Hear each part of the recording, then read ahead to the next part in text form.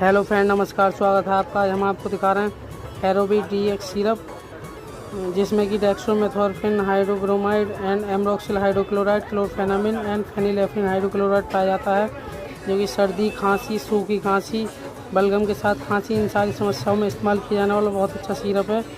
अगर आपको इस प्रकार की कोई समस्या है तो आप इसका इस्तेमाल कर सकते हैं। बाकी अपने डॉक्टर की सलाह के अनुसार इस्तेमाल करें। बात करें इसकी मैन्युफैक्चरिंग की तो मेटामॉर्फ कंपनी द्वारा बनाया जाता है। बात करें मार्केट प्राइस की तो 115 रुपये में आप 100 ml का सिरप मार्केट से आसानी से प्राप्त कर सकते हैं। Thank you.